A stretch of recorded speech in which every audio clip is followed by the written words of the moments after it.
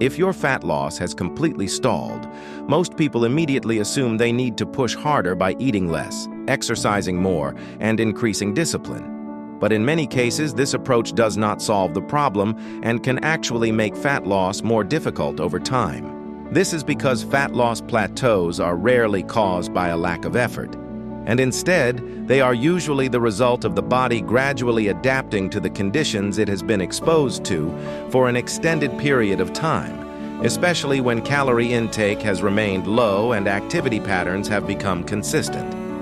When you first start dieting, creating a calorie deficit is relatively straightforward, and your body responds predictably by using stored energy, which leads to weight loss. But as time goes on, the body begins to make subtle adjustments that are designed to conserve energy and maintain stability. One of the most important changes happens in your total daily energy expenditure, which is the total number of calories your body burns throughout the day. And this number is not fixed because it can change based on body weight, activity levels, and metabolic adaptations.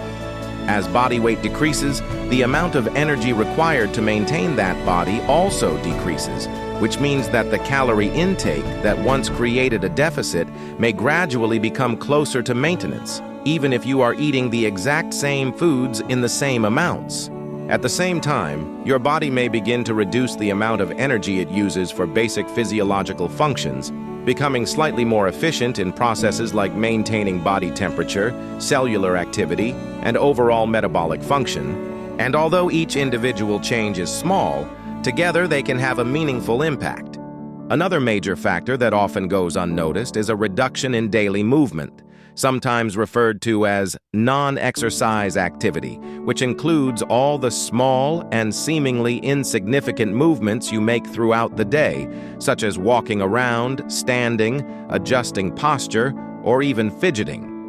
During prolonged periods of calorie restriction, many people begin to feel slightly more fatigued, and without realizing it, they start to move less throughout the day, choosing more sedentary behaviors, sitting for longer periods, and avoiding unnecessary movement, which can significantly reduce total daily energy expenditure. Even though this reduction in movement is often subtle and difficult to notice, it can easily account for a difference of several hundred calories per day, which is enough to completely eliminate a calorie deficit that was previously driving fat loss. In addition to these changes, exercise itself can become more efficient over time because as you repeat the same workouts, your body adapts by improving coordination, technique, and muscular efficiency, which means that the same workout may require slightly less energy than it did when you first started.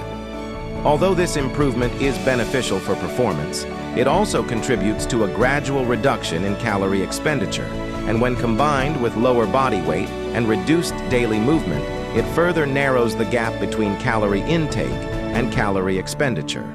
Another important factor is consistency, because maintaining a calorie deficit over long periods of time is mentally and physically demanding. And even when people believe they are being consistent, small changes in behavior often occur. Portion sizes may increase slightly over time, cooking oils may not be measured as carefully, and small snacks or drinks may go untracked. And although each of these changes may seem insignificant, they can collectively add enough calories to remove the deficit entirely. At this stage, many people respond by trying to force progress by cutting calories even further. But when calorie intake is already low, this approach often leads to increased fatigue, stronger hunger signals, and further reductions in daily movement, which can actually make the situation worse. Instead of immediately reducing calories, a more effective approach is to step back and identify which factors have changed and then make targeted adjustments that restore a sustainable calorie deficit without placing excessive stress on the body. One of the simplest and most effective strategies is increasing daily movement in a controlled and sustainable way, not by adding extreme workouts, but by gradually increasing activities such as walking, standing, and reducing long periods of inactivity throughout the day. These changes may seem small, but they can significantly increase total daily energy expenditure without triggering the same level of fatigue and stress that often comes from increasing exercise intensity or reducing calories further. Another important strategy is improving consistency in tracking and eating habits, which may involve returning to more accurate portion measurements, being more mindful of hidden calories, and re-establishing the habits that originally created progress.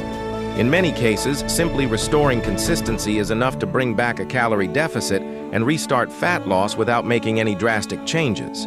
In some situations, especially after long periods of dieting, taking a short break from the calorie deficit can also be beneficial, and this is often referred to as a diet break, where calorie intake is temporarily increased closer to maintenance levels.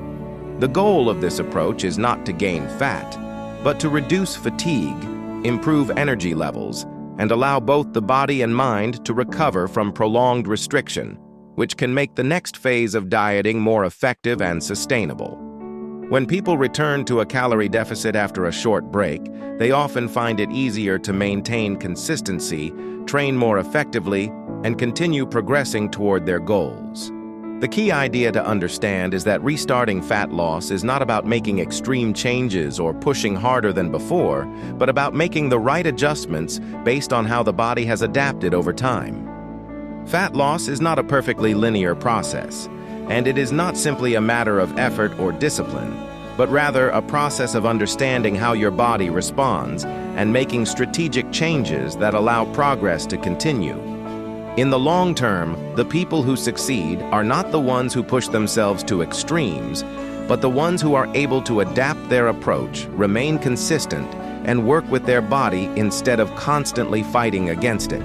If you're interested in learning more about how metabolism affects fat loss, you can find additional resources in the description below.